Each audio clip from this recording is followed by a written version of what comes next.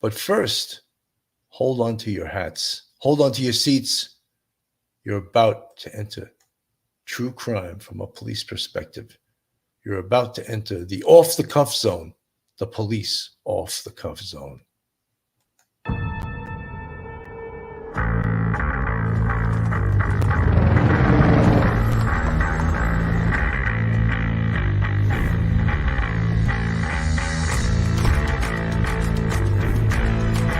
There has to be some common sense. Yes, sir. They have the car stopped at 10th and Ranch by Provider. We still don't know who pulled the trigger.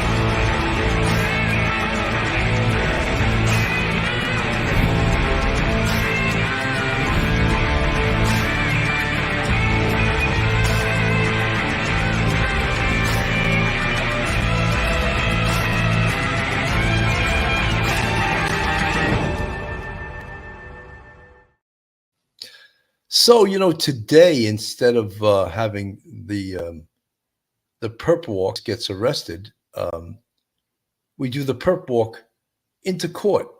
And that's when we get to hear all the news reporters yelling out questions. And during this, he actually answered a question from News Nation. Brian Enton asked him a question, which is unusual.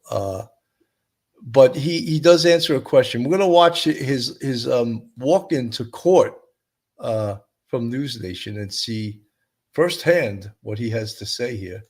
This is the News Nation report from earlier today. Put it up on the screen. Okay.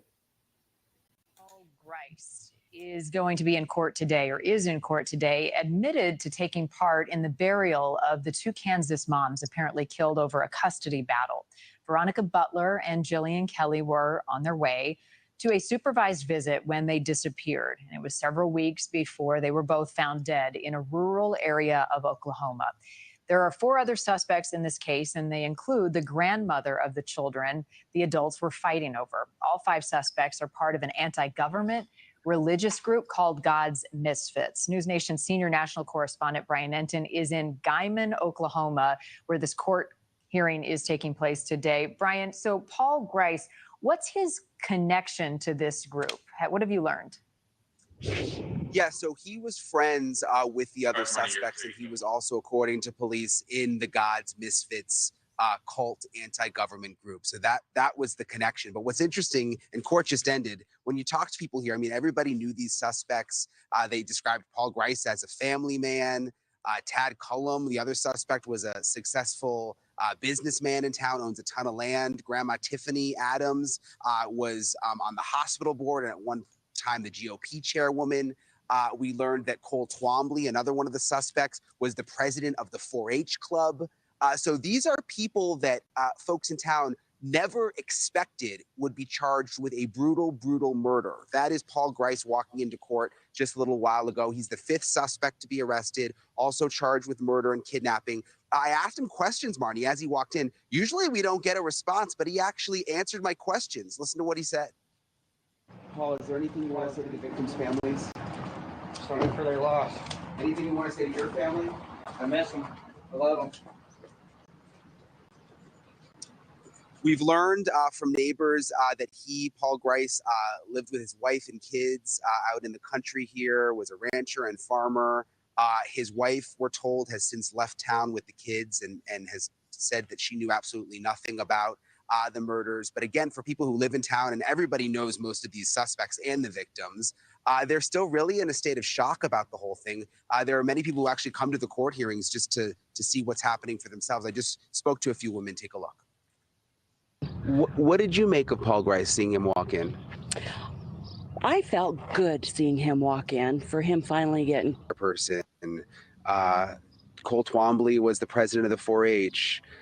Tad was apparently had a lot of money, businessman. I mean, people didn't expect this, it doesn't seem like. Exactly. And all of us could have had interaction with these people at any time and never knew it. And now we're seeing them charged on murder charges. And it's... one of the things that, that's her statement, is that we could have had interaction with them and never knew it. Anyone in this world is capable of murder. Yes, I just said it. Anyone. However, the circumstances of this, like the depraved mind of just killing two innocent women and people that had no sword in the fight, no axe in the battle, destroying their lives to participate in a murder, because this was clear cut. Look, they've all been charged with 2 counts of first degree murder, 2 counts of kidnapping, and 1 count of conspiracy to commit murder. So it's like people that, yeah, your mailman, your pharmacist, your contractor, your landscaper, your rancher, they're your next door neighbors. Next door neighbors, your mailman, all those aforementioned people I just listed are capable of committing murder. Now everyone's shocked, but yeah, it happens. It happens. Very sad that this has happened. It leaves a lot of people destroyed. So Paul Grice, who was in court today, Marnie, he said that he cannot afford an attorney and will need a public defender, which is interesting when you consider that some of his co-defendants, like Grandma Tiffany and Tad Cullum, have quite a bit of money. I mean, we're told they own thousands of acres in town. They've had many businesses over the years. So, you know, it's interesting that some of them were very wealthy, but then today Paul Grice saying that he needs a public defender.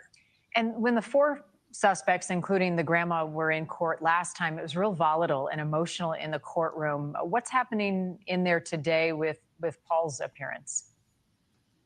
It was much calmer today, Marnie. You mentioned last time, I mean, it was really something. I mean, Veronica, the victim, Veronica, her dad got very emotional, had to be held back, was saying cuss words at the different defendants. Today, he was here again, and he was emotional and crying, which you can't blame him with everything they've been through. But he was quiet today. You know, he didn't try to lunge at the suspects or say anything. There were no outbursts.